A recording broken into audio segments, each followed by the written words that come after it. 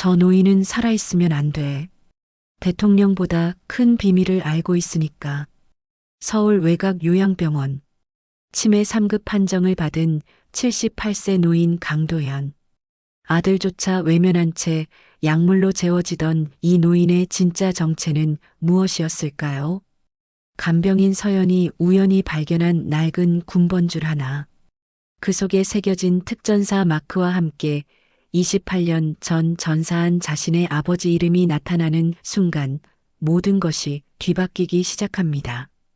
그날 내 아버지는 나 대신 문을 막고 섰다. 정부 고위층이 나라를 팔아먹은 증거를 쥐고 있던 전직 특전사 장군. 그를 치매 환자로 위장시킨 거대한 음모. 그리고 딸을 위해 목숨을 바친 한 아버지의 숨겨진 영웅담. 이제 아무도 우리를 버리지 못해요, 아빠.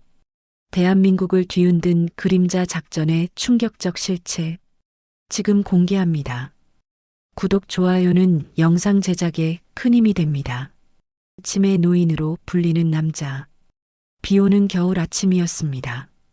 서울 외곽에 자리한 늘푸른 요양병원은 이름과 달리 회색빛 우울함이 가득했죠. 로비 텔레비전에선 90년대 뉴스 재방송이 흘러나오고 있었습니다. IMF 구조조정 실직자 증가라는 단어들이 화면을 채웠고 브라운관 속 사람들의 울먹임이 병원 공기와 섞여 눅눅하게 가라앉았습니다. 78세 노인 강도연은 3층 병실 침대에 앉아 있었습니다. 눈빛은 흐릿했지만 손가락은 습관처럼 이불 끝을 반듯하게 접고 또 접었죠. 누군가 보면 치매 노인이라 부를 만큼 말이 끊기고 한참 뒤에야 문장 하나가 겨우 나왔습니다. 오늘 점호해야 하는데 라는 중얼거림이 새어나왔죠. 간병인 윤서연은 34살의 여성으로 도연의 말을 들을 때마다 가슴이 먹먹해졌습니다. 서연은 늘 따뜻한 물수건을 가져와 도연의 손부터 닦아주곤 했죠. 아버님, 여긴 병원이잖아요. 점호는 제가 대신 해드릴까요? 라고 부드럽게 말을 건넸습니다. 도연이 잠시 눈을 들었습니다. 아주 짧게 군인처럼 고개를 끄덕였죠. 그래 보고 해라는 짧은 대답이 돌아왔습니다. 서연은 속으로 웃었습니다. 이분은 치매라기보다 뭔가를 꼭 붙잡고 있는 느낌이야 라고 생각했죠. 하지만 도연을 가장 모질게 대하는 사람은 따로 있었습니다. 도연의 아들 강민석이었죠. 52살의 건설사 임원으로 늘 짙은 정장의 가죽구두 소리가 병원 복도를 지배했습니다. 민석은 병실 문을 열자마자 한숨부터 내쉬었습니다. 아버지 또 뭐라고 중얼거려요. 여기서 조용히 치료나 받으세요 라며 차갑게 말했죠. 도연이 억지로 말하려 했습니다. 작전 보고해야 라는 더듬거림이 입술 사이로 흘러나왔죠. 민석은 냉소했습니다. 작전 이후 치매 증세가 더 심해졌네요. 선생님, 약 좀 늘려주세요. 이러다 밖에 나가서 사고라도 치면 큰일입니다. 라고 의사를 향해 말했습니다. 서연이 참다 못해 입술을 깨물었습니다. 아드님, 약을 늘리면 더 기력이 떨어질 수도 있어요. 라고 조심스레 끼어들었죠. 민석은 서연을 위아래로 훑었습니다. 간병인이 뭘 알아요. 제가 비용 내는 사람입니다. 시키는 대로만 하세요. 라는 싸늘한 말이 떨어졌죠. 그날 밤 도연은 잠결에 식은땀을 흘리며 웅얼거렸습니다. 누구도 믿지 마, 그림자 대통령도 몰라 라는 알 수 없는 말들이 흘러나왔죠. 서연은 도연의 손을 잡고 속삭였습니다. 아버님, 괜찮아요. 저는 여기 있어요. 라고 말이죠.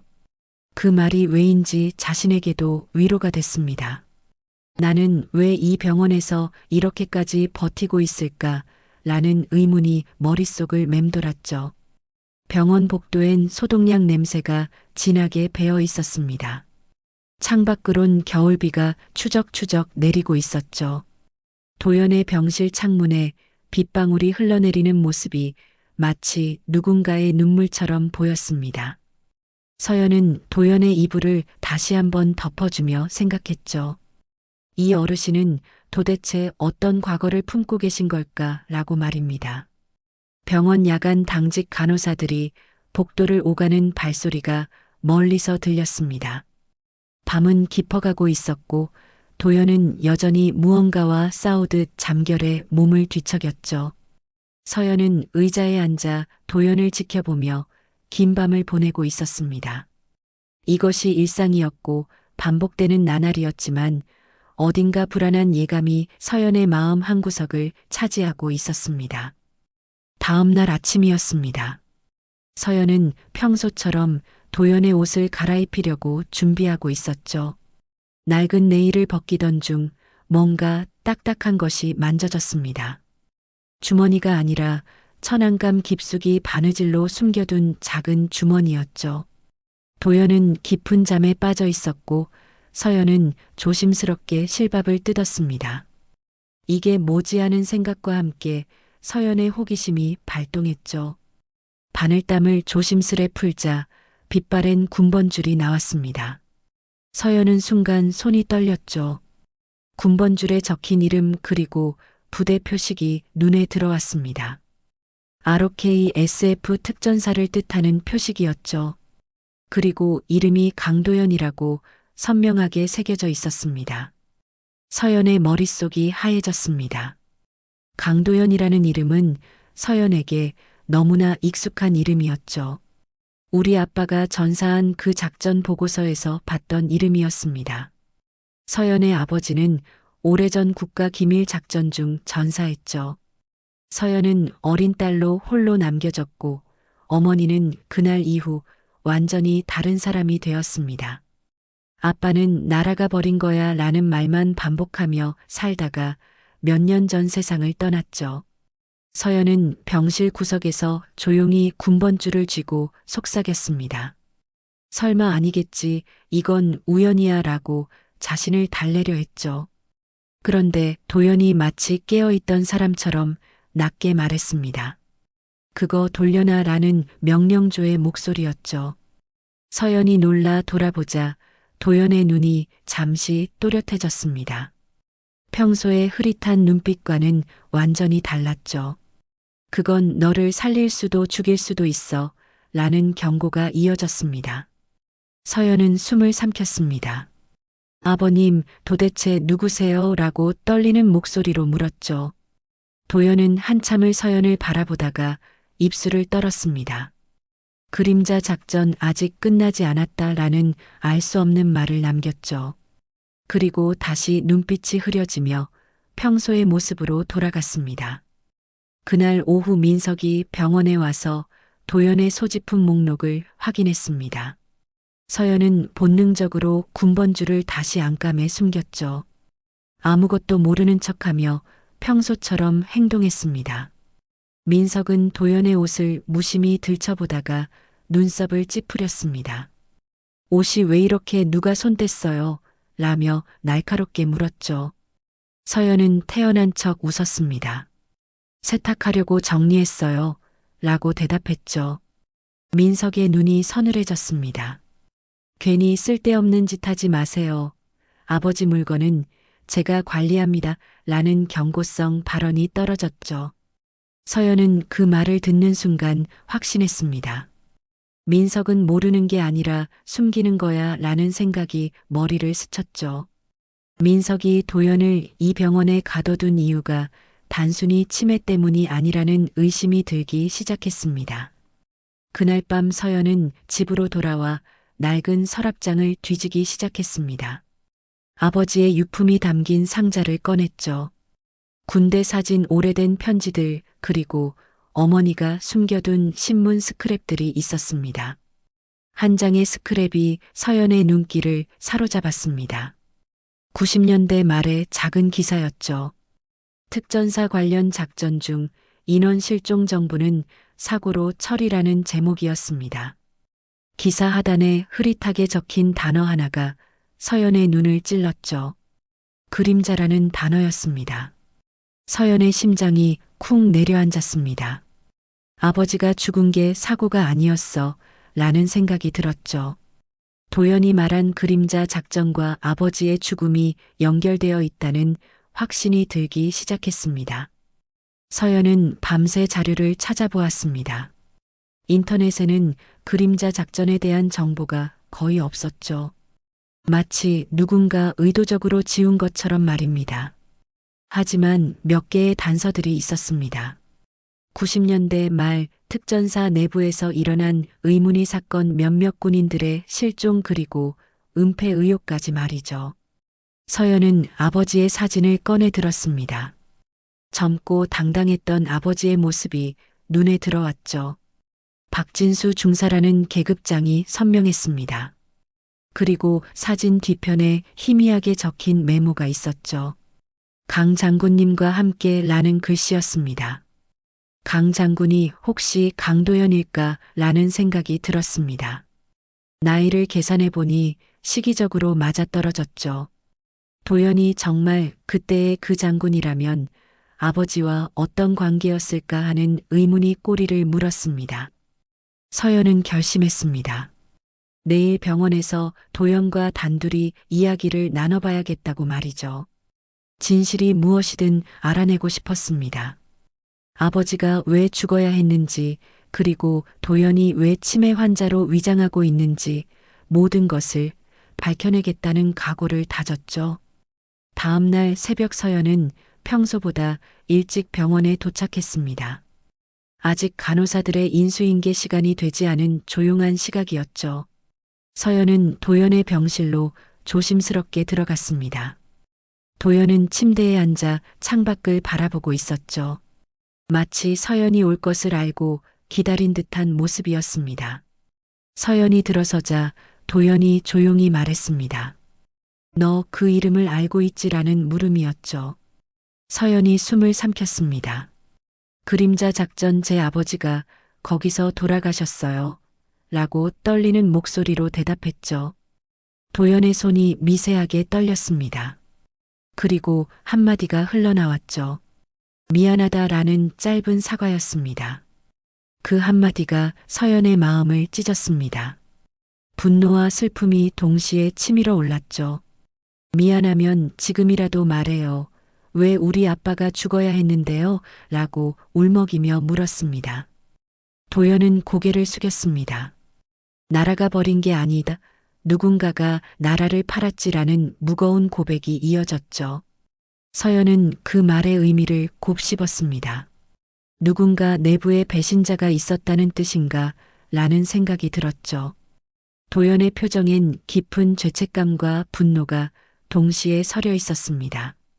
그때 병실 밖에서 민석의 목소리가 들렸습니다.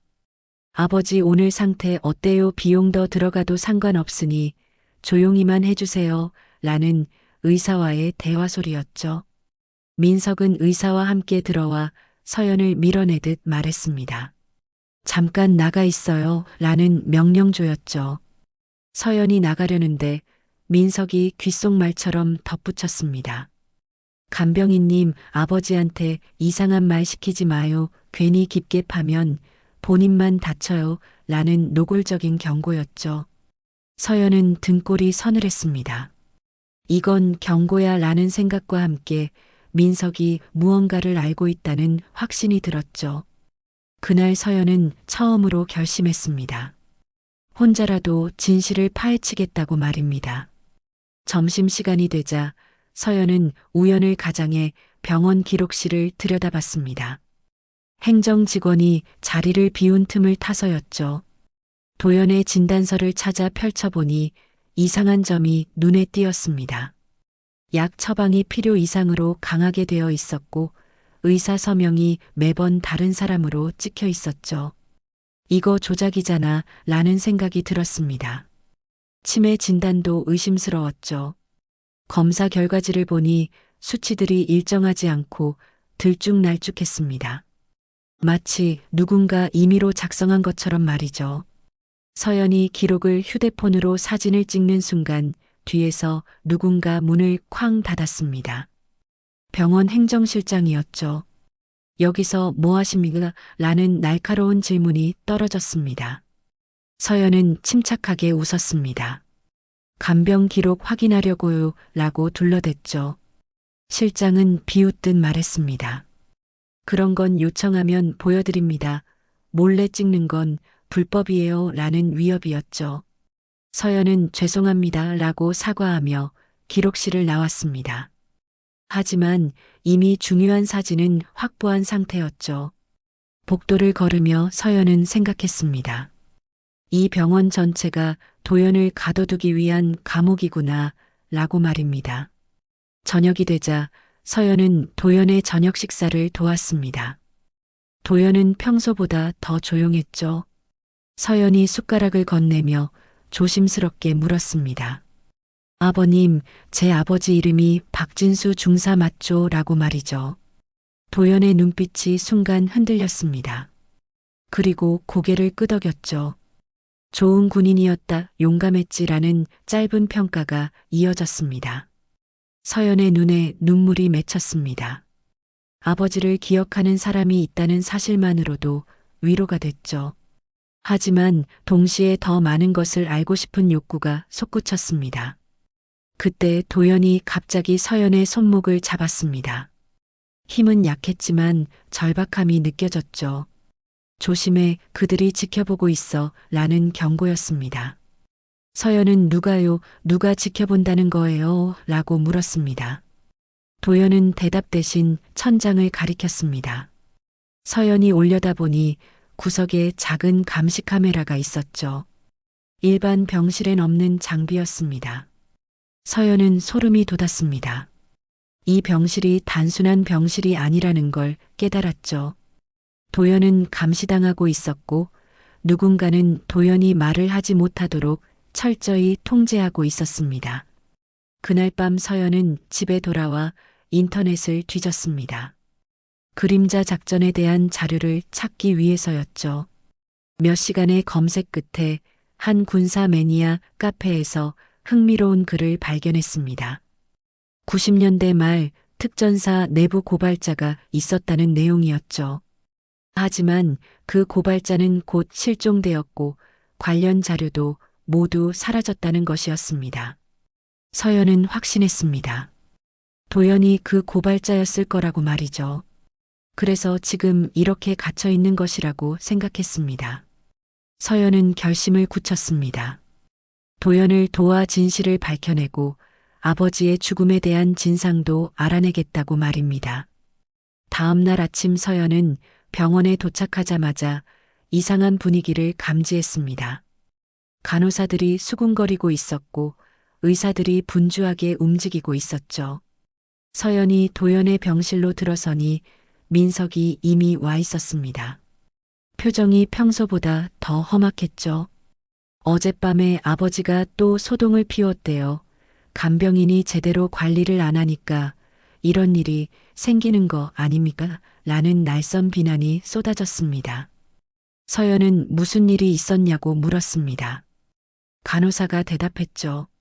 새벽에 갑자기 일어나서 탈출하려고 했대요. 경비원이 겨우 막았다고 합니다. 라고 말이죠. 도연은 침대에 누워 있었습니다. 평소보다 훨씬 지쳐 보였죠. 서연이 가까이 다가가자 도연의 팔에서 여러 개의 주사 자국을 발견했습니다. 어젯밤에 생긴 것처럼 보였죠. 서연은 민석에게 물었습니다. 이 주사는 뭐예요? 너무 많이 놓은 것 아닌가요? 라고 걱정스럽게 말했죠. 민석은 차갑게 대답했습니다. 의사가 판단한 겁니다. 간병인이 참견할 일이 아니에요. 라며 선을 그었죠. 민석이 나간 후 서연은 조심스럽게 도연에게 다가갔습니다. 도연은 눈을 뜨고 있었지만 초점이 흐릿했죠. 약물 때문에 의식이 혼미한 상태였습니다. 서연이 도연의 손을 잡으며 속삭였습니다. 아버님, 정신 드시면 저한테 신호 주세요. 하나만 알려주세요. 라고 간절히 부탁했죠. 도연은 눈꺼풀을 떨며 간신히 한마디를 뱉었습니다. 민석 아니다. 그 위라는 알 수 없는 말이었죠. 그 위라는 말에 서연은 놀랐습니다. 민석이 배우가 아니라는 뜻인가? 그럼 누가 진짜 배우란 말인가 하는 의문이 들었죠. 점심시간이 되자 서연은 병원 구내식당에서 다른 간병인들과 대화를 나눴습니다. 한 간병인이 조용히 말했죠. 저 할아버지 처음 왔을 때는 멀쩡했대요. 그런데 점점 이상해지더라고요.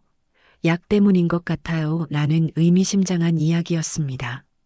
서연은 더 자세히 물었습니다. 다른 간병인이 주변을 살피며 속삭였죠. 가끔 검은 양복 입은 사람들이 와요. 의사도 아니고 보호자도 아닌데 병실에 들어가더라고요. 라는 증언이었습니다. 서연은 확신했습니다. 도연은 치매가 아니라 약물로 억압당하고 있는 거였죠. 누군가 도연이 말을 못하게 만들고 있었습니다. 오후가 되자 서연은 약품 보관실을 살펴봤습니다. 도연에게 투여되는 약을 확인하기 위해서였죠. 약병을 보니 일반적인 치매약이 아니었습니다. 강력한 신경안정제와 진정제였죠. 장기 투여하면 실제로 뇌 기능이 손상될 수 있는 위험한 약물이었습니다. 서연은 손이 떨렸습니다. 이건 치료가 아니라 고문이야 라는 생각이 들었죠. 도연을 서서히 진짜 치매 환자로 만들고 있는 것이었습니다. 저녁이 되어 서연이 도연의 약을 가져다 주는 척하며 몰래 바꿔치기 했습니다. 비타민제로 바꾼 것이죠. 도연이 조금이라도 정신을 차릴 수 있도록 하기 위해서였습니다. 1시간쯤 지나자 도연의 눈빛이 조금씩 또렷해지기 시작했습니다. 도연이 서연을 바라보며 힘겹게 말했죠. 고맙다 하지만 위험해. 너무 깊이 파지 마라 라는 걱정이었습니다. 서연은 물었습니다. 누가 이러는 거예요? 왜 아버님을 이렇게 만드는 거죠? 라고 울먹이며 물었습니다. 도연은 한참을 망설이다가 입을 열었습니다. 97년 12월 그날 작전에서 우리는 무언가를 발견했다. 국가 안보를 뒤흔들 만한 것을 말이야 라는 충격적인 고백이었죠. 무엇을 발견했냐는 서연의 질문에 도연은 고개를 저었습니다. 아직은 때가 아니다. 증거를 찾아야 해라고 말했죠. 그때 서연의 휴대폰이 울렸습니다. 모르는 번호로 온 문자였죠. 그 군번줄 내일 아침까지 가져와. 안 그러면 너도 내 아버지처럼 된다 라는 섬뜩한 협박이었습니다. 서연은 등골이 오싹했습니다. 군번줄을 알고 있는 사람이 있다는 것, 그리고 아버지의 죽음을 언급했다는 것이 충격이었죠. 서연은 도연을 바라봤습니다. 도연의 눈빛은 걱정으로 가득했죠. 이제 어떻게 해야 할까요? 라는 서연의 물음에 도연이 대답했습니다. 군번줄 뒷면을 봐라. 거기에 답이 있다. 라는 수수께끼 같은 조언이었죠. 서연은 군번줄을 꺼내 뒷면을 자세히 살펴봤습니다. 아주 작은 글씨로 D9이라고 새겨져 있었죠. 이게 뭔지는 알 수 없었지만 중요한 단서라는 건 분명했습니다. 밤이 깊어가고 병원은 고요했습니다. 하지만 서연은 알고 있었죠. 폭풍 전야의 고요함이라는 것을 말입니다. 내일이면 무언가 큰 일이 벌어질 거라는 불안한 예감이 서연의 가슴을 짓눌렀습니다. 다음 날 새벽 서연은 잠을 제대로 이루지 못한 채 일어났습니다. 협박 문자가 계속 머릿속을 맴돌았죠. 군번줄은 가방 깊숙이 넣어두었지만 전달할 생각은 없었습니다. 이건 도연과 아버지를 이어주는 유일한 단서였으니까요. 병원으로 가는 길 내내 서연은 누군가 자신을 따라오는 것 같은 느낌을 받았습니다. 뒤를 돌아봐도 아무도 없었지만 불안한 기운이 계속됐죠. 병원 입구에 도착하자 평소와 다른 광경이 펼쳐졌습니다. 검은 승용차 2대가 주차되어 있었고 양복 입은 남자들이 로비를 서성이고 있었죠. 서연이 엘리베이터를 타려는 순간 민석이 나타났습니다. 표정이 평소보다 더 차가웠죠. 윤 간병인 오늘부로 그만두세요 라는 일방적인 통보였습니다. 서연이 얼어붙었습니다. 무슨 말씀이세요? 라고 항의했지만 민석은 서류를 내밀었죠. 환자에게 불필요한 자극을 줬다는 보고가 들어왔어요. 병원에서도 원치 않습니다. 라는 냉정한 설명이었습니다.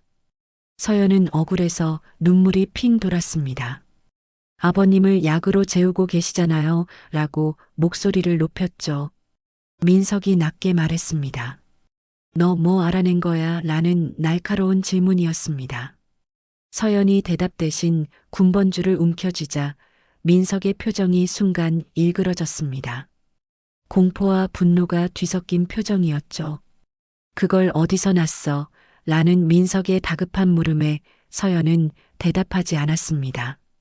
민석이 서연의 팔을 붙잡으려 하자 서연은 뒤로 물러났죠. 그때 검은 양복의 남자 둘이 다가왔습니다. 잠깐 같이 가시죠 라는 무표정한 목소리였습니다. 서연이 거부하려 했지만 남자들은 이미 서연의 양팔을 붙잡고 있었죠. 민석은 고개를 돌렸습니다. 마치 아무것도 보지 못한 것처럼 말이죠. 서연은 병원 주차장으로 끌려갔습니다. 검은 승용차 안으로 밀려 들어갔죠. 입이 막히기 직전 서연은 마지막 힘으로 휴대폰의 음성 녹음을 켰습니다. 강도연 군번줄 그림자 작전라고 외치며 저항했죠. 차는 서울 외곽의 폐창고로 향했습니다. 어둡고 습한 공간이었죠. 남자가 서연 앞에 서서 말했습니다. 너 같은 애가 뭘 알겠어. 그 노인은 살아있으면 안 돼 라는 차가운 선언이었습니다. 서연은 울먹이며 외쳤습니다. 왜요, 왜요, 그분이 뭘 했길래요 라고 절규했죠. 남자는 냉정히 답했습니다. 그 사람은 대통령보다 큰 비밀을 알고 있으니까 라는 충격적인 고백이었죠. 97년 그림자 작전에서 특전사는 정부 고위층의 반역 증거를 발견했다. 강도연은 그 증거를 가지고 있는 유일한 생존자다라는 설명이 이어졌습니다. 서연은 놀라움과 분노가 뒤섞였습니다. 그래서 아버지가 죽은 거예요. 진실을 덮기 위해서요. 라고 울부짖었죠. 남자는 표정 하나 바꾸지 않고 말했습니다. 내 아버지는 운이 없었을 뿐이야. 잘못된 시간에 잘못된 장소에 있었지. 라는 잔인한 평가였습니다. 서연의 가슴이 찢어지는 것 같았습니다. 아버지가 그저 운이 없어서 죽었다는 말에 분노가 치밀어 올랐죠. 그때 서연의 휴대폰에서 자동 업로드 알림이 떴습니다. 녹음 파일이 클라우드에 전송 완료되었다는 메시지였죠. 서연은 속으로 안도했습니다. 제발 누군가 알아채줘라고 간절히 기도했죠.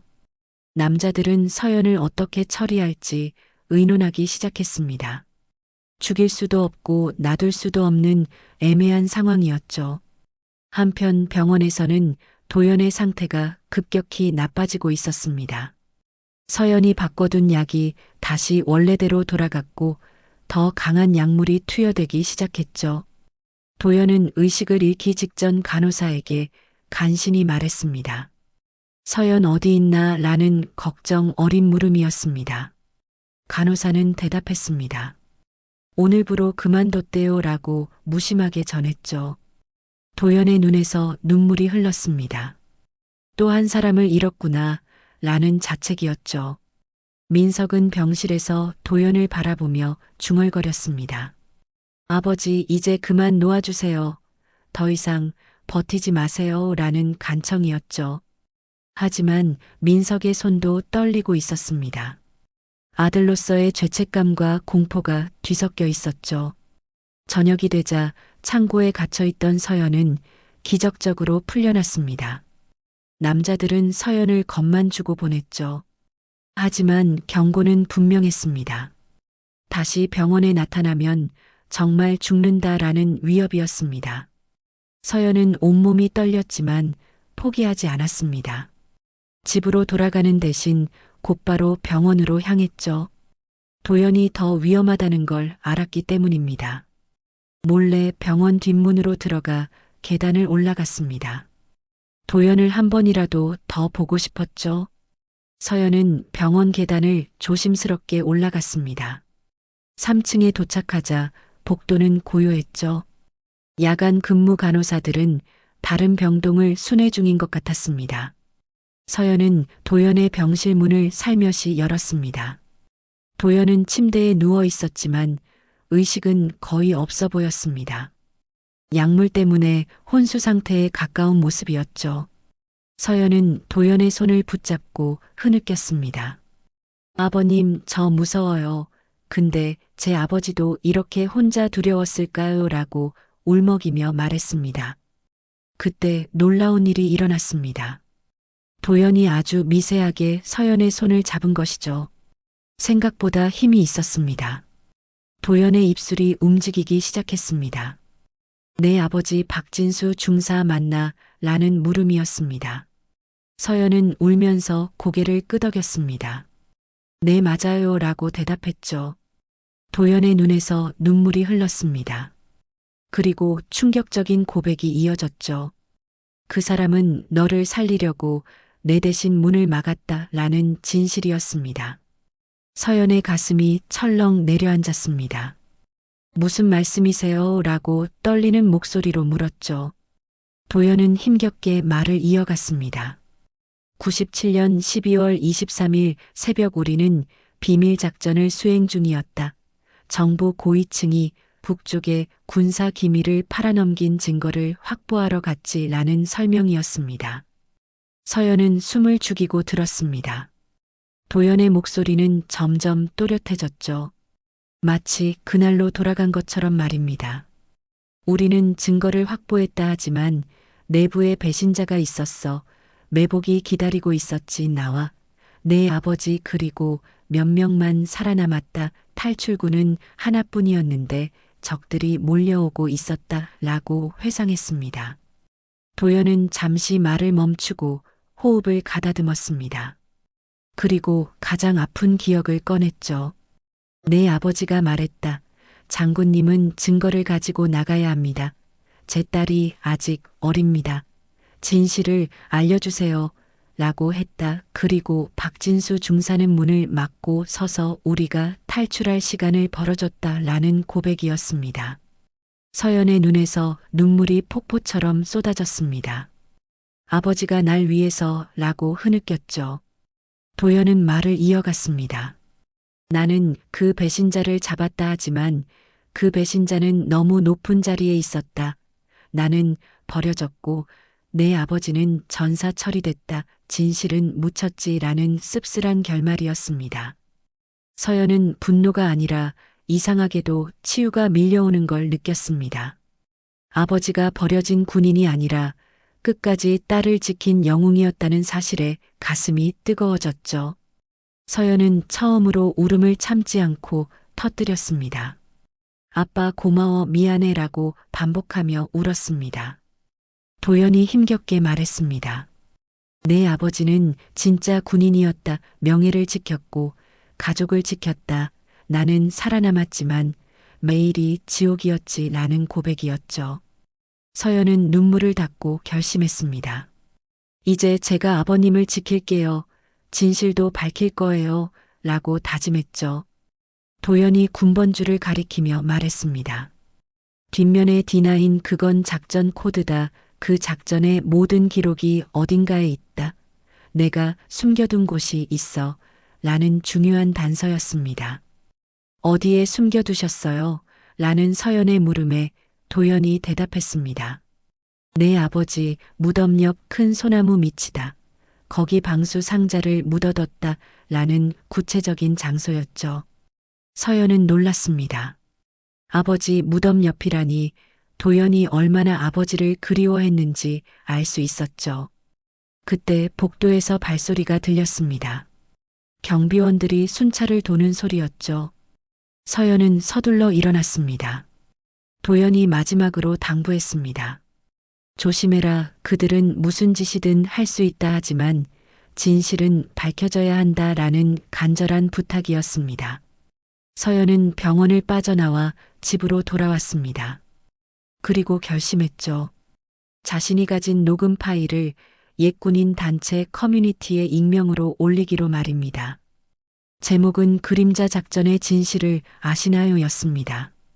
업로드 버튼을 누르는 순간 서연은 생각했습니다. 이제 돌이킬 수 없다 하지만 아버지와 도연을 위해서 끝까지 가야 한다고 말이죠. 새벽이 되자 서연은 아버지의 묘지로 향했습니다. 큰 소나무를 찾아 땅을 파기 시작했죠. 30cm쯤 파자 정말로 방수 상자가 나왔습니다. 안에는 서류 뭉치와 사진 그리고 녹음 테이프가 들어 있었죠. 서류를 펼쳐보니 충격적인 내용이었습니다. 당시 국방부 고위 관계자가 북쪽에 군사 기밀을 팔았다는 증거였죠. 그리고 그 관계자는 지금 정치계의 거물이 되어 있었습니다. 서연은 손이 떨렸습니다. 이 증거로 모든 걸 뒤집을 수 있겠구나, 라는 확신이 들었죠. 하지만 동시에 두려움도 밀려왔습니다. 이런 거대한 세력과 맞서 싸울 수 있을까 하는 걱정이었습니다. 다음 날 새벽 병원은 갑자기 소란스러워졌습니다. 군복을 입은 사람들이 병원을 둘러싸기 시작했죠. 경찰도 군대도 아닌 정체불명의 경호 인력이었습니다. 서연이 인터넷에 올린 글이 예상보다 큰 파장을 일으킨 것이었죠. 민석이 당황한 얼굴로 병원장실에 들어가 소리쳤습니다. 왜 이러는 겁니까? 우리 아버지는 환자예요. 라고 항의했죠. 그러나 그때 병원장실 문이 열리며 국방부 고위 관계자가 들어왔습니다. 표정이 엄숙했죠. 강민석 씨, 당신이 환자라고 부르던 분은 전직 육군 특전사 장군 강도연 맞습니다. 라는 확인이었습니다. 민석이 하얗게 질렸습니다. 그게 뭐가 중요합니까? 지금은 치매 환자인데요. 라고 변명했죠. 관계자는 서류를 내려치듯 말했습니다. 치매 진단은 조작 정황이 확인됐습니다. 그리고 당신 회사 계좌에서 수상한 자금이 해외로 빠져나간 기록도 있고요. 라는 폭로였습니다. 민석은 무너졌습니다. 전 그냥 윗선에서 시키는 대로 했을 뿐이에요. 라고 울먹였죠. 윗선이라고요? 라는 물음에 민석이 입을 열려는 순간 복도 끝에서 검은 양복의 남자가 나타났습니다. 말투는 부드러웠지만 눈빛이 차가웠죠. 장군님은 이제 조용히 사라지셔야 합니다. 라는 위협이었습니다. 그때 서연이 나타났습니다. 손에는 아버지 묘지에서 찾은 서류 뭉치를 들고 있었죠. 당신들이 누군데요? 라고 떨리는 목소리로 막아섰습니다. 남자는 서연을 바라보며 비웃었습니다. 전쟁의 그림자 속에서 나라를 움직인 사람들입니다. 라는 오만한 대답이었죠. 바로 그 순간 놀라운 일이 일어났습니다. 도연이 천천히 침대에서 일어난 것이었죠. 모두가 얼어붙었습니다. 도연의 눈빛은 더 이상 흐리지 않았습니다. 낡은 환자복 차림이었지만 마치 군복을 입은 것처럼 꼿꼿했죠. 도연이 낮고 단단하게 말했습니다. 내가 살아있는 한 너희는 끝이다. 라는 선언이었습니다. 남자가 이를 갈았습니다. 그 자료는 어디 있지라고 다급하게 물었죠. 도연은 웃었습니다. 대통령이 아니라 국민에게 돌아가야 할 곳에 있다. 라는 의미심장한 대답이었죠. 서연이 그 순간 깨달았습니다. 이 노인은 단순한 영웅이 아니야. 국가의 마지막 안전핀이야. 라는 생각이 들었죠. 도연이 가진 증거는 나라를 팔아먹은 내부 세력을 무너뜨릴 수 있는 폭탄이었습니다. 서연은 군번줄을 높이 들어 보였습니다. 이게 그 증거의 시작이에요. 그리고 전 이미 업로드했어요. 라고 당당히 말했죠. 남자의 얼굴이 굳었습니다. 뭐라고? 라는 당황한 반응이었죠. 서연은 계속 말했습니다. 그림자 작전의 모든 기록, 배신자들의 명단 그리고 돈의 흐름까지 다 공개했어요. 이미 검찰과 언론사에도 보냈고요. 라는 폭탄 선언이었습니다. 그 순간 멀리서 사이렌 소리가 들렸습니다. 군 수사기관과 검찰이 들이닥친 것이었죠. 검은 양복의 남자들은 당황하며 도주하려 했지만 이미 늦었습니다. 도연이 남자를 바라보며 말했습니다. 28년을 기다렸다. 너희가 나를 치매 환자로 만들려 했지만 난 버텼다. 진실을 지키기 위해서 말이야. 라는 승리의 선언이었죠. 민석이 무릎을 꿇고 울며 말했습니다. 아버지 죄송합니다. 전 정말 몰랐어요. 그들이 아버지를 해칠 거라고 협박했어요. 라는 고백이었습니다. 도연은 아들을 바라보며 한숨을 쉬었습니다. 넌 겁쟁이였을 뿐이다 하지만 아직 늦지 않았다. 진실을 말해라 라는 기회를 주었죠. 검찰 수사관들이 들어왔습니다. 강도연 장군님 보호 조치를 취하겠습니다. 라고 경례를 했죠. 도연은 군인답게 답례를 했습니다. 처음으로 장군의 품격을 되찾은 모습이었죠. 서연은 도연 곁에 서서 말했습니다. 아버님, 이제 자유해요. 더 이상 숨지 않아도 돼요. 라고 안도했죠. 도연은 서연의 손을 잡으며 말했습니다. 내 아버지가 자랑스러워할 거다. 딸이 아버지의 명예를 되찾아줬으니 말이야 라는 따뜻한 위로였습니다.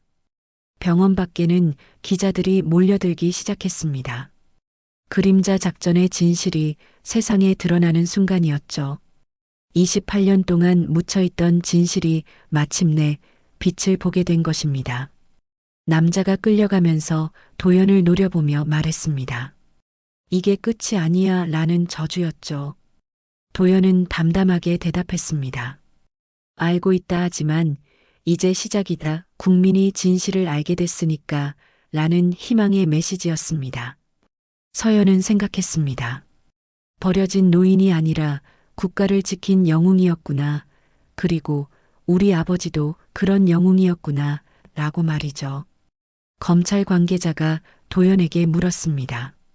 장군님 증거 원본은 어디 있습니까? 라는 확인이었죠. 도연이 대답했습니다.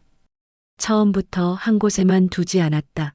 여러 곳에 나눠뒀지. 하나는 서연이 찾았고 나머지는 내가 안내하겠다. 라는 치밀한 계획이었습니다.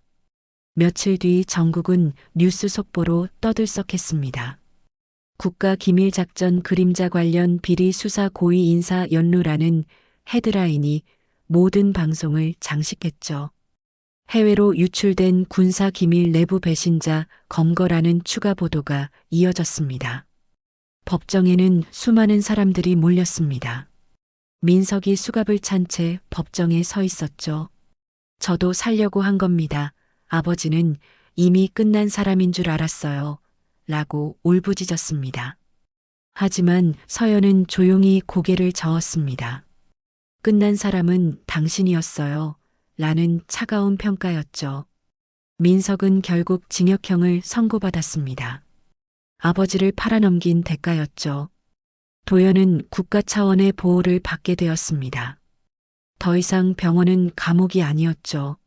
정부에서 제공한 안전가옥으로 옮겨졌고 제대로 된 치료를 받기 시작했습니다. 약물에서 벗어나자 도연의 건강은 빠르게 회복됐죠. 어느 봄날 오후였습니다. 도연의 새로운 거처에 서연이 찾아왔죠. 손에는 오래된 사진 한 장을 들고 있었습니다. 아버님, 이거 보세요. 라고 서연이 사진을 건넸습니다. 도연은 사진을 받아들고 한참을 바라봤습니다. 젊은 시절 특전사 복장을 한 자신의 옆에 웃고 있는 한 군인이 있었죠. 서연의 아버지 박진수 중사였습니다. 도연의 눈가가 촉촉해졌습니다. 이 사진 어디서 났나? 라고 물었죠. 서연이 대답했습니다. 아버지 유품에서 찾았어요. 뒤에 글씨도 있더라고요. 라고 말하며 사진을 뒤집었죠. 존경하는 강도연 장군님과 함께 영원한 전우 박진수라고 적혀 있었습니다. 도연은 떨리는 목소리로 말했습니다. 내가 너희 아버지를 지키지 못했다 하지만 너는 지켜냈다. 너는 그 사람의 딸이 맞다라는 인정이었죠. 서연은 울면서도 미소 지었습니다. 아버님, 제가 지킨 게 아니에요. 아빠가 그리고 아버님이 끝까지 버텨준 거예요. 라고 겸손하게 말했죠. 도연은 서연을 딸처럼 바라보며 말했습니다. 이제부터 나를 할아버지라고 불러도 된다. 내 아버지가 살아있었다면 우리는 가족이 됐을 테니까. 라는 따뜻한 제안이었습니다.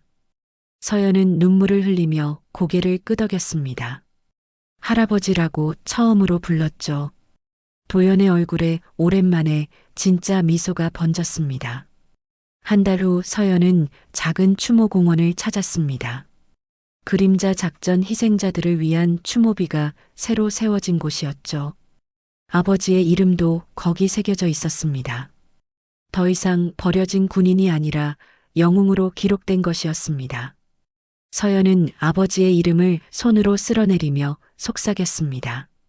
아빠, 이제 아무도 우리를 버리지 못해요. 라는 안도의 인사였죠.